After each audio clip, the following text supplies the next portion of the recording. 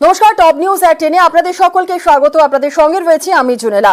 এসএসসিতে বাতিল চাকরিতে নেই অনিয়ম। 25,844 জনের চাকরিতে কোনো অনিয়ম নেই। এসএসসি চাকরি বাতিল মামলায় রিপোর্ট মধ্যশিক্ষা পর্ষদের। সুপ্রিম কোর্টের রিপোর্ট মধ্যশিক্ষা পর্ষদের। এসএসসিতে বাতিল চাকরিতে নেই কোনো অনিয়ম। 25,844 জনের চাকরিতে নেই অনিয়ম। এসএসসি চাকরি বাতিল মামলায় রিপোর্ট মধ্যশিক্ষা পর্ষদের। গতকালই আদালতে ঠিক কি অবস্থান কতটা স্পষ্ট করেছে, ঠিক কি জানিয়েছে বোর্ড, আমরা জেনে নেব। আমাদের সঙ্গে রয়েছেন আমাদের প্রতিনিধি অর্ণব হাজরা, আরো বিস্তারিত বলবে। অর্ণব, গতকাল মধ্যশিক্ষা পর্ষদ তারা তাদের রিটেন নোটস অফ আর্গুমেন্ট তাদের আসল অবস্থানটা কি সেটা কালকে রিপোর্ট আকারে, ছকটা রিপোর্ট আকারে অবস্থান স্পষ্ট করে জানিয়ে দিয়েছে। এবং সেক্ষেত্রে তারা জানিয়েছে 2016 সালের 4টে ক্যাটাগরি যে নিয়োগ হয়েছিল, নবম, দশম, একাদশ, দ্বাদশ, এই দুই শ্রেণীর সহকারী শিক্ষক নিয়োগ এবং একই সঙ্গে ক্লার্ক পদে চাকরি, এর পাশাপাশি গ্রুপ ডি পদে চাকরি, এই সমস্ত চাকরির ক্ষেত্রে পরিষ্কার ভাবে তারা চাকরি ধরে ধরে স্ক্রুটিনি করেছে এসএসসির সঙ্গে এবং তাতে কোন রকম ফারাক তথ্যগত তারা খুঁজে পায়নি।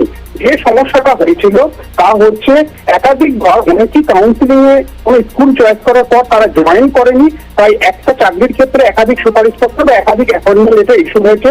অন্যদিকে অনেক সময় ভুল রেকমেন্ডেশন হয়েছে, ভুল সুপারিশ হয়েছে। কোন একটি বিদ্যালয়ে কোন একটি সাবজেক্টে চাকরির জন্য বলা হয়েছে, এসএসসি সুপারিশ করেছে, কিন্তু সেই সিটটা ইতিমধ্যে ভ্যাকেন্ট শূন্যস্থান পূরণ হয়ে গিয়েছিল। সেক্ষেত্রে একাধিক অ্যাপয়েন্টমেন্ট লেটার এবং রেকমেন্ডেশন লেটার ইস্যু হয়েছে।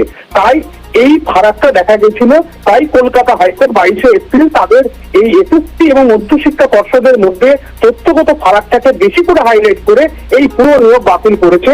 তারা প্রত্যেকটা চাকরি ধরে ধরে রেখেছে যে 25,844 চাকরি, এই চাকরির যা সুপারিশ করেছে এসএসসি প্রকৃতপক্ষে সেই চাকরি অ্যাপয়েন্টমেন্ট লেটার হিসেবে মধ্যশিক্ষা পর্ষদ ইস্যু করেছে। একটা চাকরিও অতিরিক্ত এসএসসি সুপারিশ ছাড়া তারা দেয়নি।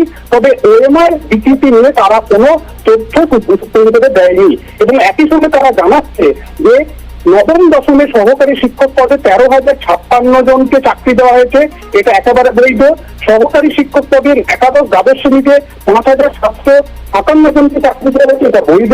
ক্লার্ক পদে 2,484 এবং গ্রুপ ডি যোগ্য চাকরি পদে 4,547 এবং এই চাকরিগুলিতে কিন্তু কোন রকম অনিয়ম তারা খুঁজে পায়নি। এখন এই অনিয়ম খুঁজে পাওয়া এবং যে ওএমআর কারচুপি বা বিকৃতির তথ্য সিবিআই তাদের রিপোর্টের সামনে নিয়ে এসেছিল, এই বিষয়টা সুপ্রিম কোর্ট কিভাবে দেখে সেটা এখন দেখার। তবে সব থেকে যেটা বড় বিষয়, 25,000 নয় 25,844টা বৈধ চাকরির তথ্য দিল সুপ্রিম কোর্টের মধ্যশিক্ষা পর্ষদ এবং তারা তাদের অবস্থান স্পষ্ট করে রিপোর্ট দিয়ে জানিয়ে দিল সুপ্রিম কোর্টকে।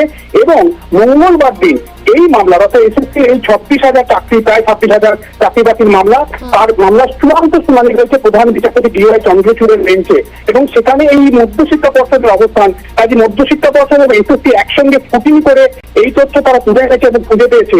এবং যে ফারাকটা হয়েছে, যেটা বললাম, বোর্ড যেটা যুক্তি দিয়েছে এগুলো তারা আগে জানতো না, অর্থাৎ একটা চাকরির ক্ষেত্রে অনেকেই কাউন্সিলিং এর পর জয়েন না করার কারণে একাধিক সুপারিশপত্র, একাধিক অ্যাপয়েন্টমেন্ট ইস্যু হয়েছে।